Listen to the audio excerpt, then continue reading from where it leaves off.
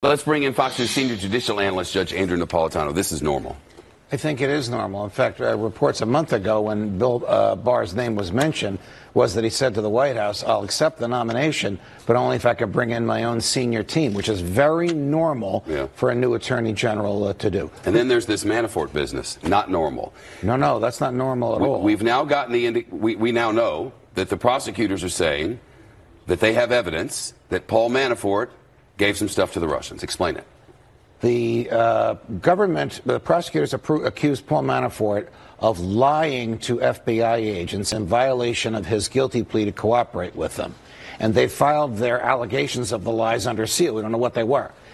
Paul Manafort's lawyers filed their answer, and they forgot to seal part of it. And the part they forgot to seal was that the FBI accused Paul Manafort of lying about whether or not he gave confidential campaign polling data at the height of the campaign to a Russian oligarch who the FBI has identified as a source for Russian intelligence.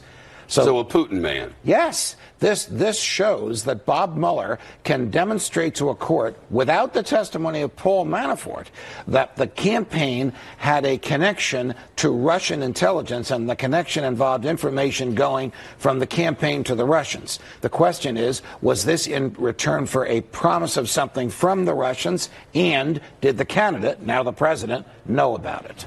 And would that be conspiracy? Yes. A conspiracy is an agreement to commit a crime. The crime would be to receive something of value from a foreign person or government during a campaign. Whether or not the thing of value arrives, the agreement is what is the crime. There was apparently an agreement between the campaign manager and this Russian oligarch. What the oligarch did with the material we gave him, who the campaign manager Manafort spoke to in the campaign, Bob Mueller has yet to reveal. It's a curious lie, no?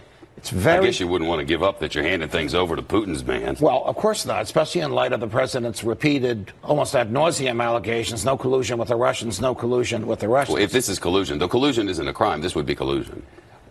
The crime is conspiracy, the agreement. Collusion is a non-legal term. Oh, I know. But if there's a collusion, giving stuff to the Russians about polling data, would probably fit into that kind of a category. Yeah. Look, when Paul Manafort was convicted of his financial crimes, the president said, big deal. This was 6 years before he worked for me.